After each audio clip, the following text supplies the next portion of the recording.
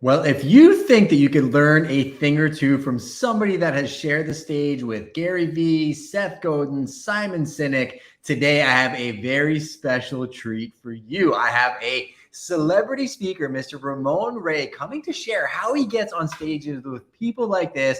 But more than that, he's going to really just share his journey. He's been fired from the UN. He has worked with some of the biggest brands on the planet. But more than that, he has some of the most positive energy I've ever seen in my life. I've spent literally hundreds of hours with him. I learn something from him every time he opens his mouth, but I also think it's very important to protect your energy and where you are spending time and with what types of people. So today, Ramon's going to be a great example of the type of person you're going to want to gravitate towards. I don't want to waste much more time, but if it's your first time to this channel, my name is Justin Konikow. This is Prime People, and this is where we profile and dig into the minds of some of the best and brightest people on the planet. We've had people like Ryan Serhant, Scott McGillivray, and many, many more. Make sure you hit that subscription and that notification button not to miss any future episodes. If you want to ask Ramon any questions, just join us live on the YouTube channel. Jump into the comments. If you're looking to grow your own online profile, that is a great way to connect and network with other people in our community. I'll give you shout outs on the show. And if you join our private communities on Facebook, you can actually come on and meet him face to face and join us in studio. But let's get right into this episode. This is going to be a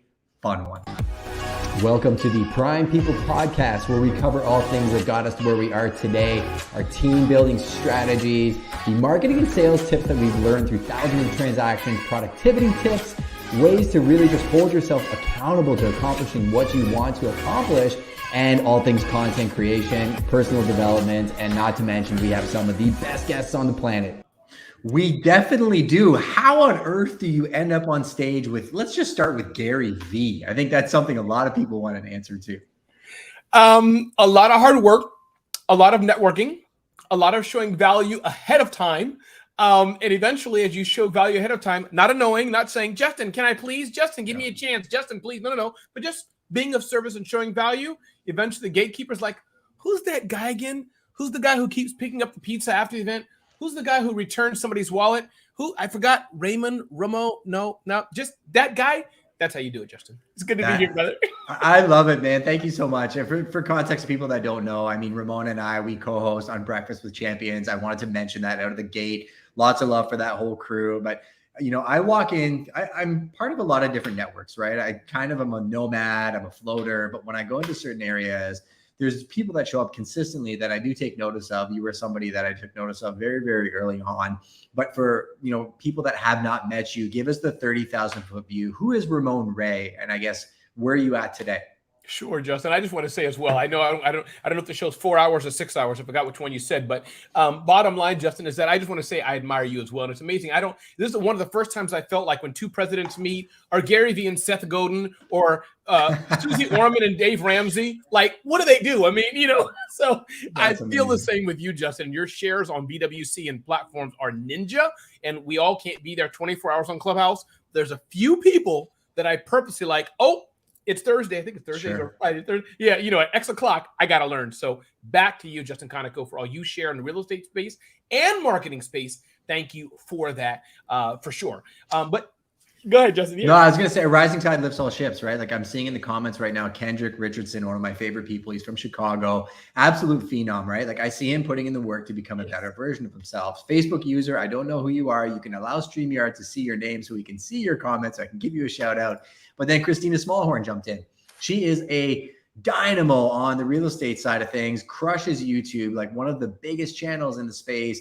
She has taken time to help me, and I also get inspired by her journey and her willingness to always learn something new. So hi, sorry, I lost my mic there for a second. I hear you well. Can you hear me? I hear you well. Yeah. Give me 1 second. I just lost my sound. No problem. I hear you well. You're good for me. I was just going to say, using Christina as an example, right? I get inspired by people that are just have their machete. They're cutting through the jungle. They're picking up skill sets and they're doing new things. But where did you start? Like, where did Ramon Ray grow up? How did you find yourself down this journey? Yeah, the short summary of it is, and we can dive into whichever one you want, Justin. But I was born in the Midwest, raised in Brooklyn, New York, spent some time in Maryland. My parents are ministers, preachers' kids. And jumping ahead to more of the adult years, I had a stint working at the United Nations. And that was kind of right out of, not right out of high school per se, but younger years of college. Sure. And the UN, some people may know, especially in the Northeast, all the presidents and heads of state every September, right, come to the UN for the General Assembly. They hire a lot of extra people. So I got one of my first adult jobs there as a secretary, we called it. In the UN, they call it administrative clerk. So I spent some time there, Justin. But while I was there, for whatever reason, God puts all of us a certain gene, I had the bug for entrepreneurship. I didn't know what it was called then. I didn't understand it like I do today, but reading Inc. magazine, Entrepreneur, Black Enterprise, all these things, just digesting into what I could read. And I think that hunger for entrepreneurship came. Fast forwarding, started a few very small businesses, technology consulting company, started an event business, which I sold, started another blog, which I sold. And now I have Smart Hustle. And I think that fire of telling stories of entrepreneurs. And today I'm a keynote speaker, host, and have a media company where we work with large brands and help them reach small businesses. So that's the summary of Ramon Ray, who doesn't speak a lick of Spanish. Ramon Ray. I love how you roll your R's. What are some of the brands that you're working with for context? Yeah, sure. We work at Dell, SAP, Microsoft, Salesforce, Zoho, Verizon, AT&T. Pretty much over the years, any brand that's either a large global brand or mid-tier company, depending on how you include that, but large in my context, knows Ramon Ray. I'm a small business, tiny, we're proud of it. So I don't, it's not like we're a big agency where we have 500 clients at a time, but I'm happy to say in my small niche of large brands who sell to small businesses, that's my footprint. So not CPG, not automotive, but if you're a large brand, usually SaaS based often, you probably know Ramon and have given him some money to do something. I think that's genius, right? I think when we niche down, and I'll use Christina as an example, when you niche down and you know your audience in today's day and age, in my opinion, you can be more impactful than some of the largest brands in the world. I had a call this morning with a developer on a project we're working on. And I said, not for nothing, our strategic ability to go in and advertise your projects is better than a large digital agency. They're going to give you a 6-figure bill and say, this is what we're going to do. But I know exactly who your client is and how to talk to them and how to reach them, so much so that we built out in-house the ability to do that versus just outsourcing certain things. And how powerful do you think it is to be able to niche down and know who you speak to? Because I think you do it in a very concise way. Yeah, it's very powerful. And I must say, going back to your previous client and more things, I don't know exactly your business, Justin, but I'm guessing they get a lot more of Justin's brain share than another company. Maybe not 100% all the time because you can't scale, but you know their name and they know your name and they could call you and kick your butt if needed to. It's not like 1-800-Justin. Yeah.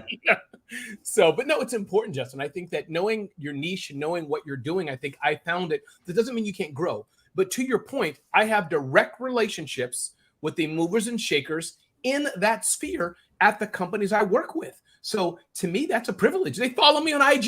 Yeah. So it's like when I'm scrolling through, I'm like, oh, Jenny, wow, Jenny, senior VP at X company. 100%. That's a big deal. So I think it's important. And I think that's indeed, as you said, that's how I've, by God's grace, succeeded.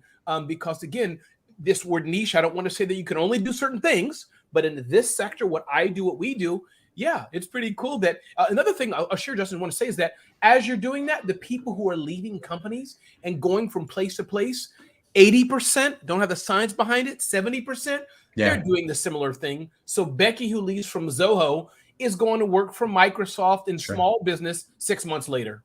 That's it. No, it's fascinating because it's actually the bridge to the conversation I want to have with you, right? Because the relationship of the human capital to me is becoming ever more valuable. I think for the last 20 years, from a macro level, companies were able to turn around and say, we are going to commoditize human beings. We're going to put pressure on the costing side of things because people want cheap, people want fast, which may have been the world that we lived in. But I think people will pay for value-driven service and for access. And the biggest mandates we've ever gotten came via me fishing with somebody or going for dinner. And we talk about something else and it leads to a relationship. And I think that's what you're doing. You're using relationships as a bridge building to becoming a celebrity speaker. And then also being able to work with a lot of these people by proximity. So I guess, what was your very first speaking gig and how did that come about? Because I want to walk through that journey and take somebody in the audience and say, hey, you can do it, but this is how Ramon did it. Sure, I'll give probably you have to probably help me unpack it, even though English is my first language, Justin. Sometimes I don't know how I do things. I play piano, like after church, people will say, Ramon, so when you do that chord, da, da, da, how did you do that? I'm like, I don't know. I just did it. I gotta play. I can unpack with the best of them, so I we'll know figure you it can. out together. But one I can think of, Justin, and it is with Inc. magazine. So here's what happened. Thank you for allowing me to teach this. I've never talked this way before about it, but I hope it's useful. So Inc. magazine, this big global multi-million-dollar publishing company, they also work with brands and sponsors. So you can see also that's a relationship I have too. I don't have to just get money from UPS, but I can get money from another publisher. So Inc. has their annual Inc. 5000, I think at the time it was Inc. 500 conference. They have sponsors. UPS was a sponsor. So UPS approached Inc. We're going to pay you tons of money, right, to have a little space inside of there and do whatever we're doing. So then Inc. approaches me. Hey, Ramon, UPS paid us. Can we pay you to go there That's and awesome. do kind of like on-camera work or something like that, as I recall. Sure. So that was one of the first type of started from a relationship. And if I may just give a second one, because I think it'll helpful to give a different context. Thank you. But is SCORE. So SCORE is the free government consulting service. And I didn't get paid for this, but it shows relationships. A friend of mine, her name is Jennifer Shaheen. Technology Therapy Group is her name. So I always give thanks to her. She calls me one day, Ramon, I can't go to SCORE and speak. I was working at the UN still, Justin, at the time. Can you go and speak? So again, going back, I spoke, and I recall my son was playing with cars, Justin, under the chair. He's now 26. Wow. So that was one of the also first kind of where standing in front of the room speaking, and then the rest is history, like learning, oh, you're going to pay me for this. I didn't even know that you paid people to do this. Is that helpful? It's super helpful, because I think some people, they get scared, or they think that, there's some magic button you have to press, or you have to go somewhere to get given the opportunity. I mean, truthfully, it's you did a job, you built relationships, had a skill set, an opportunity present itself. You said yes. Step back a second, though. In both of those situations, I guess, I don't know if you remember what you spoke about, or how did you prepare for something that you've never done before? It's a great question. Yeah, I think there's two things, Justin, and we heard this on, I think we've heard it on BWC or other platforms. Can't remember. One of the mutual Navy SEAL or Green Beret friends that you and I have come across on the platform is he said people are often nervous because they're unprepared. Yes. So let me be clear on this on both sides. I get faking it till you make it, which is a whole nother conversation. Some people don't like the term, but I'm a firm believer in that and honesty. We all have to learn and dive into the pool. Mm-hmm. But I think, Justin, that because I've been doing so much free, or just maybe even in my church or the context, speaking and being around, part of it could be just my character, just who I am, that I knew my stuff, kind of like you in real estate, other things, right? So maybe I hadn't been on stage, but for years, as it were, maybe in the UN, walking the halls. Good morning, Mr. Ambassador. How are you? Can I get you some coffee, sir? Just that. It may be silly, but that can be practiced, especially if you know the stuff. I knew already. I think at the time I was speaking on technology. One of my companies that I sold was smallbiztechnology.com. So I had the role of technologist before NFTs and all that. So now it's all different. Yeah. So yeah, for me to speak on, hey, here's 10 ways you can network Ethernet cables, do this, connect to wireless, connect your printer, connect your scanner, and connect this, scan it. I knew that. I did it. So is that helpful, Justin? I was nervous. No, the preparation was there because I had done it. Yeah, actually, I just watched the entire Grow with Video live conference that Think Media put on, and Alex Hormozi spoke. And Alex is a guy that started Gym Launch, and he really brought up a great point. He said, typically you'll know something, you'll do something until you've done it enough that you get recognition for it, and then you'll teach people how to do it, right? Which is the path that we're talking about. Yeah. I think that is very unique. Like, you really did know what you were talking about, and you didn't overthink it. You just did it, which is a major unlock for a lot of people. They over prepare, paralysis by analysis. I'm like, if you wait till you're 100% ready, you'll never be ready. But after you did your talk, what did you do to say, Ramon, what could I improve on? Because I think sometimes people will either believe their own hype, or they're not willing to adapt. And that's where they get stalled and they have a hard time growing and getting better. Yeah. I think a few of the things that I've learned, Justin, as getting better and better, which is a constant evolution, is one, since I was a child, speaking too fast. So that's more of a technical thing, learning to slow down. Mm-hmm. I think point two, you learn from watching others, just things like the cadence, especially talking about public speaking. I'll go there to narrow it to public speaking on stage, just the cadence and delivery. Hey, everybody, my name is Ramon Ray. And I'm so happy So that, the slowing down and the power of the pause, as our mutual friends say sometimes. So that's number 2. And I think 3, though, the business of speaking, Justin, that's really where that relationship, that schmoozing is important. Hence, and I remember the National Speakers Association, the politics of it, I say jokingly, speaking for free or not, doing something for no money or not. I get some of the hardliners, stick to your fee and make sure you're worth. But I'm sorry, Oprah Winfrey's having a pizza in Hawaii, and she sent a text out saying, "Who wants to join me?" I'm flying to Hawaii that night, yeah, and I'm gonna do whatever. And just, hey, Oprah, just wanted to say hi and lean back and chill. Yeah, I'm all for that. If that makes sense, silly example. It does. I mean, I think of the world in terms of ecosystems, right? And I'm very thoughtful about where I choose to spend my time and energy, and I'm not directly tied to the result of what happens there. Breakfast with Champions is a really good example of that. I popped in, popped out, and became part of the crew there just by proximity and being willing to put my hand up and try and add value and only speak on things that I thought I genuinely had something to say. And then the other side of that coin was connecting people, right? When I saw other people that could help other people with no direct benefit of myself, a hardliner would say, well, you should get a referral fee, or you should get that, you should get that. I'm like, well, if I don't have to ask for anything now, that's going to be worth a lot more in 2 years when they're like, why hasn't Justin ever asked me for anything? And then all of a sudden you get world-renowned speaker Ramon Ray on Prime People in the middle of a Thursday afternoon. And I mean, tell me the value of that. So going back a few steps, I really enjoyed what you said there about saying yes to opportunities or seeing opportunities where other people think it's costing you something. So how are you thinking about it today? Like fast forward to today, how are you identifying those opportunities and how are you saying yes to things that excite you? Yeah. I think that I'm a yes person by default, but I think I've learned as well to be able to say no to certain things. So I think I follow the Justin school of thought that pretty much if I like you, and not in a bad way, but meaning if I'm like, I can gel with this dude, you and I can gel. I don't know exactly what it is, but it's the person asking me, it's by default going to be yes. So that's something that I'm doing, and I think I do it knee-jerk. A friend of mine remained unnamed right now, but you know him in different circles. He asked me to co-chair a big event happening in 2023. Now, Justin, normally I'd say no to it. Variety of reasons. I'm like, this is not a perfect feel. But I'm like, this is that dude. Are you crazy? This is that dude. Of course I'm going to roll with you, even though I don't think I'm a fit for it. So I think that's how I do it, Justin. I think that it's important to leverage. It's important to know who is doing it. You'll figure it out. And what he told me, in fact, he said, Ramon, what somebody advised him was things that are not totally defined, I have to do it with somebody that I like. And definitely the trust, because you're not sure what's going to happen. But let's say you and Justin, you and I are going down a field together. We're not sure exactly where it is. Maybe we don't have the money to buy some water, but we trust each other and we like each other. You can go pretty far that way, and explore together, if that's helpful.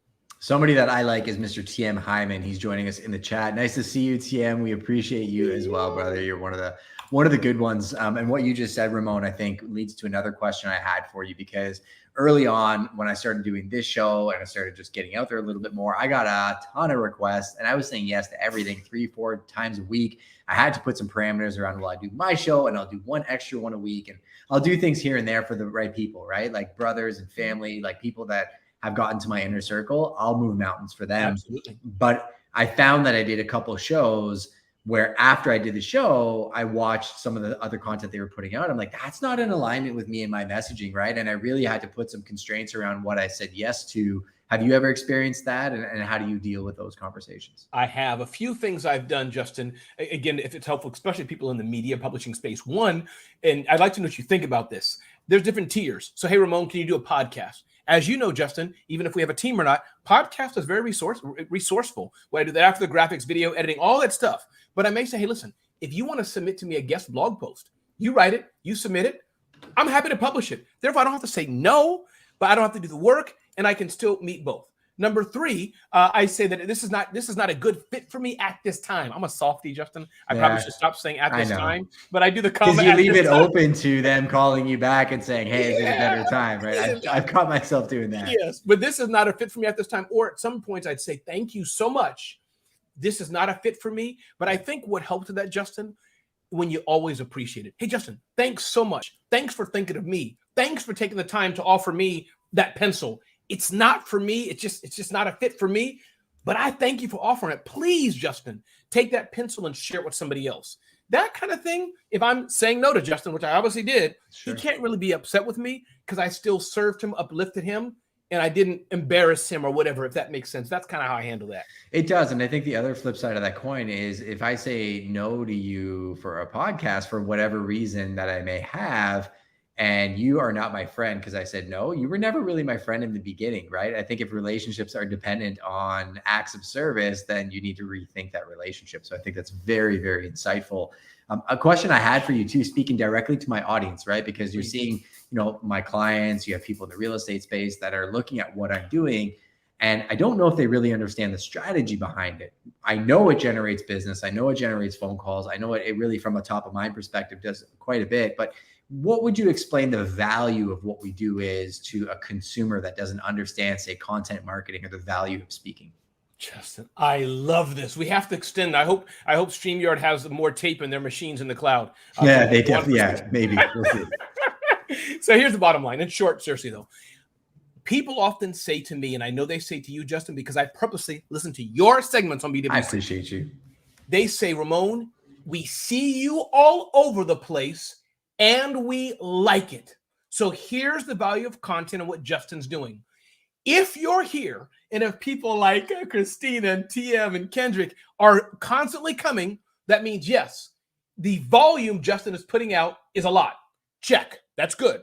But right after that, what he's putting out is educational in his case, or funny, desirable, solves a problem, whatever may be in your circle. That's a close number 2 or equal. It has to add value. Then number 3, everybody in Justin's orbit, not going to be a customer. He'd be too wealthy. He couldn't have that. So everybody doesn't buy from Justin, but he's building his fan base, his community.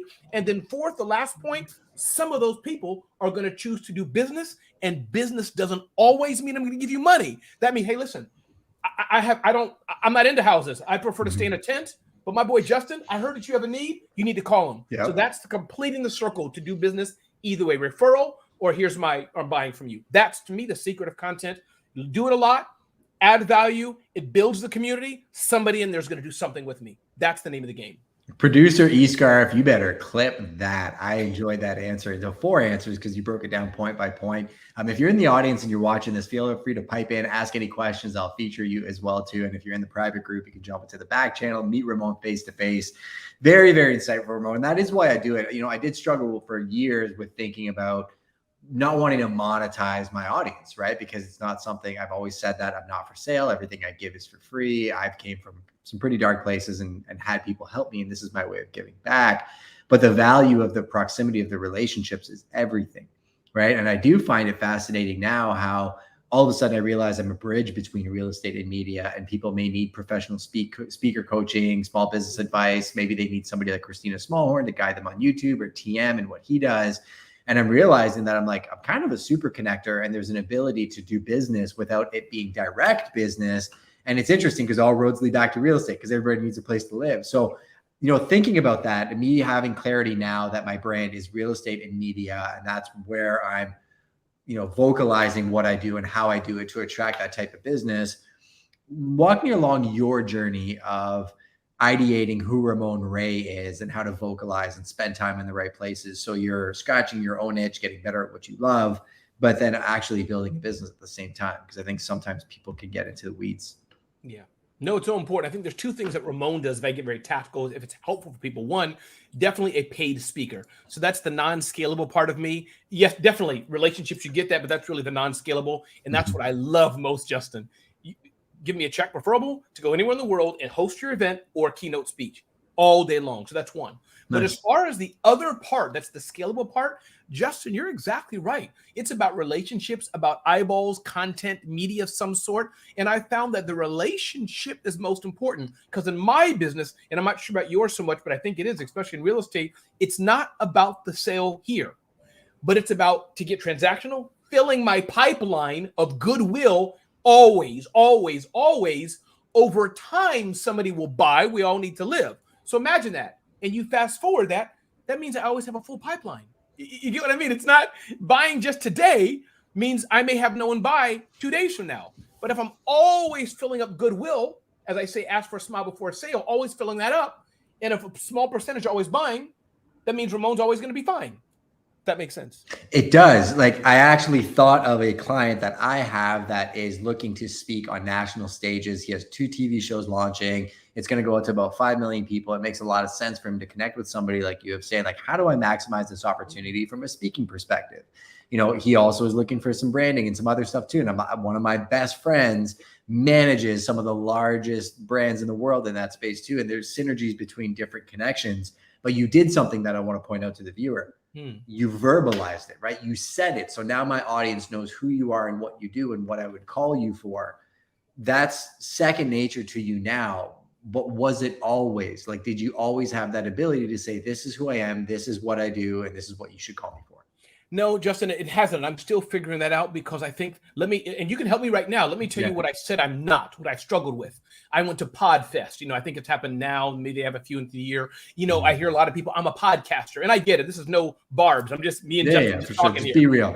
Yeah. And I'm like, but I don't feel right to just say I'm a podcaster. Because one day I may not do podcasting or a YouTuber. And I know you do YouTube like anybody's business, right? I do some YouTube, but I'm like, no, I'm not a YouTuber. So to answer your question the best way I can, I still struggle with to call myself Justin, because I know one thing, I enjoy the public speaking that I enjoy doing, but I realize, Justin, it doesn't define me because I have so many ideas of starting companies. So that's a non-answer I'm giving you, but I think the one thing I'm in is definitely a connector. And I believe my sweet spot, Justin, as TM knows, my sweet spot is definitely building relationships with the large tech brands to connect them. I believe that I'll always do. Because I think of you, Justin, what you're doing. I know FreshBooks. I'll call them out. They're in Canada. Heck, I don't got to do the work. Justin can bring his people and put 1,000 people in a room in Canada. I call FreshBooks, get them to sponsor Justin's event, and I'll take some of the money. Meaning talking about just how to make that. That excites me. You see how that's really what I like doing.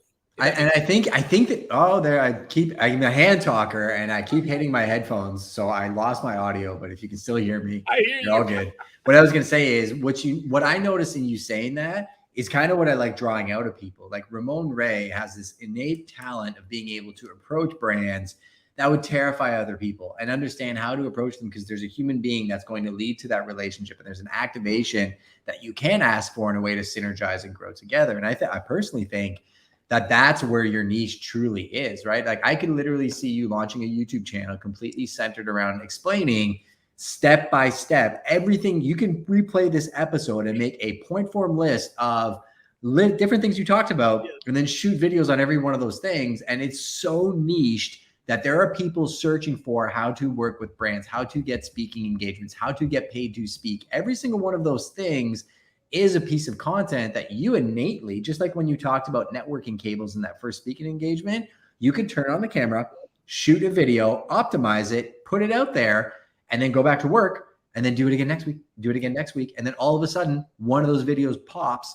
and it changes everything, right? And I think you've really built a unique skill set in that space. And I'm going to continue picking your brain in terms of what that looks like, centering right back to the speaking. So, you know, guys like Gary Vee and Simon Sinek and Seth Godin, you can't even really pay them enough to show up to events now. I think $100K is Gary Vee's speaking engagement fee. That's what he said. At the Think Media Conference, they shared it openly. There's other people that just don't do it. How do you really build that trust and that relationship with somebody that you don't have access to? Like, does it start on Instagram? Do you DM them, Twitter? Like, where do you even get into their ecosystem to start? Sure. I think the first way, the easiest way, which is the dirty little secret, and it starts with money. You know, the proverbial Oprah Winfrey, Simon Sinek, whoever you want, has a program. We know the game, Justin. I don't know if you're doing it yet, but many of our creator friends do it. And not in a bad way. It's a good way, right? I have my free program, sign up here. I have my program for $5,000, sign up here. I have my mastermind. We're flying to Nectar Island. It's $50,000. You know what? If God has blessed you with that budget and you pay that money, I'm in front of Justin's face. He still doesn't know me. I'm still a distance away, but now he sees my face. Now he knows you paid 50 grand. Like he saw that come in and he saw the name tied next to that one, right?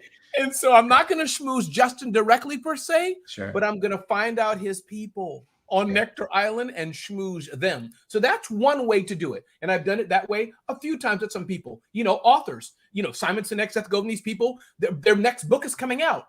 Justin, they're like everybody else. They Yep. want the book to move. So if I can buy 500 copies, whatever it is, I'm in the circle. But the second way, Justin, takes a bit more time, but that's just being involved, being in somebody's grill, being on Clubhouse week after week, being on Instagram week after week, commenting in an authentic, good way on a regular basis. They then begin to know you. I'm guessing it's happened to you, Justin. It's happened to me with that big star. Wait a minute, Ramon? I know you, Ramon Ray on Smart Hustle on Twitter. I'm like, oh, that's me. He knows me. Oh, my God. So that's kind of where that started. It's a little longer, a little harder, but you can break through because I've done it, Justin. I've done it to journalists in New York, WCBS Radio, Joe Connolly, one of the senior reporters there, Small Business Radio. He remembers how we met. Priceline.com, anybody remembers? Back in the day was having an event. Joe Connolly was the last one there, and I was with him. And I just said, hey, Joe, can I, because I'm not going to, I knew he wanted to rush, but I said, can I walk out with you? I see you have like a projector or something in hand. Can I grab that, just walk you to the curb? He's like, sure, Ramon.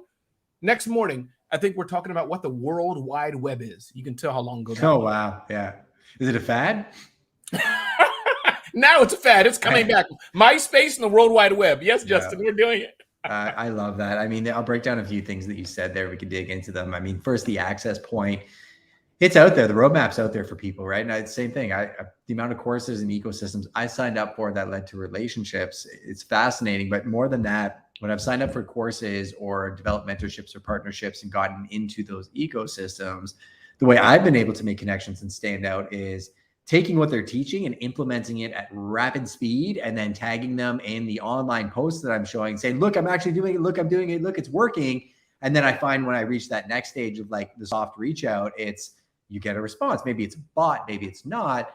But then over time, it's like, you realize they're just people, right? And that's something I wanted to say in this episode is I think you have a great way of approaching it and humanizing these people, because I think we hold them on a pedestal, but like they were us one day, they just walked a different path and they're at a place now where they've had to kind of shutter access off to themselves. But like, how do you do what you do in terms of humanizing people and making them not scary and approaching them? Yeah, and to one part of the humanization, I'll give an example of Hillary Clinton, but if I remember, but I think also is that remembering the gatekeeper, Jason, I just want to add that in. Sure. I think the gatekeeper sometimes we ignore, and I'll use you and I as an example, it's a metaphor, but Justin's a big dog, whatever it is, millions of followers. Think of the tactical, you know what I'm saying, but think of the tactical, Justin. Sure. It's hard to break through. I'm DMing you with 10,000 others. That's just a transactional improbability. Justin himself just can't manage and see me necessarily, but keep trying because that's for the frequency. But the admins, the team members, Justin, I've been on LinkedIn. I've mined it. I've gotten some relationships with pretty interesting people. I didn't go to Justin, whoever I'm trying to target. I went to Becky. I went to Bethany. I went to the admin of Justin who didn't put her social profile because she wants to have zero visibility. Oh, I found you, baby. I found you. How'd you find her? Did you Google like this person, executive assistant, or? Well, Justin, I'll tell you what happened yesterday. I'll tell you just yesterday, Justin. Yeah. There's a company that got $75 or so million in funding. They have a new thing, that lets you do video and sell it on video. Like Asians do that quite a bit, but like the Amazon stuff where you're selling products on live video. You know what I mean? They have that integration. I think Wall Street Journal mentioned it. I saw the names and all this, went to LinkedIn, found the executive. Yeah. She said, send me information about yourself because I'm talent, right? I love those opportunities to do live video. She said, I'll send it to my team. So Justin, my point is, it's the science of reaching out, right? Glenn talks about this in BWC, the like switch, right? Yeah. It's that principle of building relationships. And I think that's the number one thing. As Denzel Washington said, you can hire somebody to do SEO. Yeah, you should learn it. You can hire somebody to edit video. But building relationships and showing value, smiling, hey, Justin, how are you? I'm Ramon. What are you doing, Justin, in the next 6 months that I can be a part of?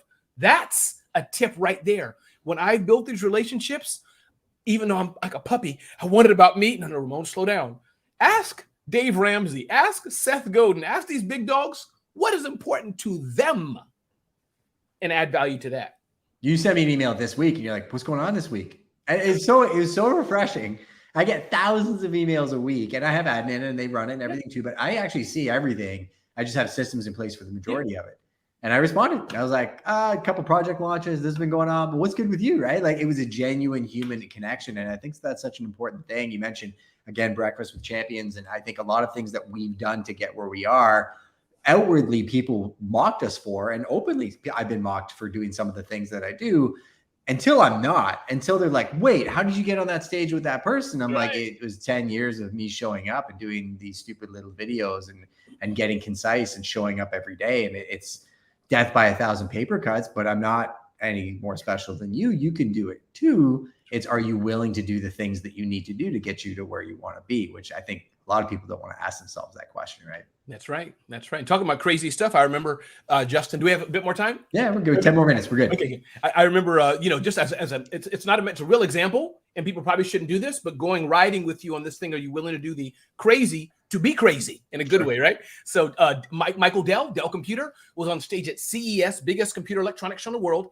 I didn't know that the real bloggers were in the back with media passes many, many years ago. I didn't know. I got my first media pass, and I'm in the main audience, and I went to Justin. Imagine, close your eyes, Justin. If you 100,000 people, Michael Dell's up here. Now you can open them, and I'm like in front, just with not knowing, like, you get what I mean. Imagine I'm like, yeah. Mr. Dell. He looked down, then he walked away. Lo and behold, years later, I emceed an event with him, standing with him backstage, and he's like talking about small biz technologies. That's one. Two, Hillary Clinton. Forget politics. She was at an event in New York City. All these people were mobbing her. Remember I told you about finding the other person? I get chills when I think about this. I saw Justin, that girl. Yeah. Certain colored skirt, certain size of heels, 2 purses, 2 Blackberries at the time, probably, blah, blah, blah, blah, blah. I went to her. I said, ma'am, my name is Ramon. I do some video. Could I interview Hillary? She said, yes. Justin, I kid you not. I ran to the ATM. I think I got $100 in cash. Gave it to the video guy. The guy who's there just sitting between events. I'm like, dude, please just start recording now in this spot. Hillary Clinton came to me. People didn't know who I was. But again, I wasn't going to be in line with the chumps. I say that in a fun way. Yeah. No, I found the gatekeeper. So back to you, Justin. No, it's so insightful. I think you find a way, right? There's always a way, being creative and standing out and being different. One of my favorite books is Blue Ocean Shift. Whenever I see my industry doing something, I swim the other way, right? We live in an influencer culture right now. And I'm the first person to say that one of the biggest issues in my industry is the celebritization of real estate agents, right? I'm like, they're losing the basic human skills, the ability to make phone calls, to do the hard work, and markets shifting. Those skill sets are going to be important. And all of a sudden your TikToks and your IGs aren't going to be what they were 10 years ago. Being different is such an absolute key. You do that in a few ways. One more question I have, and then we're going to go into my rapid fire round. Right. So I can get a bunch more value from you before we leave. We've compartmentalized so much, and I hope everybody's getting value from this. Jump in the comments. Let us know if you're watching the replay. Connect with Ramon directly. Thank him for the information he's dropping, but just comment below. I'll always make sure that I make a connection with you and Ramon. But you've taken all this information. How do you make it easy for somebody to find you and know what you do? Because I think you do a great job. Your website's very, very clear. It gives me an idea of who you are, but it probably wasn't always the case. So how did you take all of that and make it so that if somebody does Google you, like, who was that guy? You create a clear pathway for them to find out who you are and what you do. Sure. For Ramon, it's a bit different than normal people. But for Ramon, I have 2 audiences. I'll use myself as an example. There's the small business owners who many people think I'm a coach, consultant, all these things, which I can't help with, but it's not my main thing. But and some people use the word dog whistling in a bad way, but I'm dog whistling to the large tech brands, because I know that Jody, head of marketing, she's also in the same audience, but she's there for a different reason. Yeah. She's there to find influencers to pay to help build her brand, if that makes sense. Yeah. So I'm providing audience and content to the thousands of small business owners who follow me. But yet, most likely, the only money I want is going to come from Dell and Microsoft. So that's, for me, my playbook. But in generally speaking, people, you know what I say, Justin? Clarity is everything. So at RamonRay.com, actually, it's very clear. Ramon Ray is a keynote speaker. You can engage him to host your next event. Clear as day. Everything else may be a bit confusing. It's interesting that Christina Smallhorn's here as well, because her channel blew up and she's spoken on many stages. I should connect the 2 of you, but she talked about when she learned who Frank was. And Frank is her audience member of exactly who she's talking to. Right. You found your Jody, she found her Frank. I want the 2 of you to connect and have a chat one day about that, because I think it's so interesting. But you create a clear pathway, and you're talking about trying to figure out who you are. I'm like, you just gave it to me ultra clearly. And I think your pathway is actually at a higher level of just, monetizing the individual people that are there. I think your pathway is going to be educating the masses and really building the relationships. But let's get right into the rapid fire section.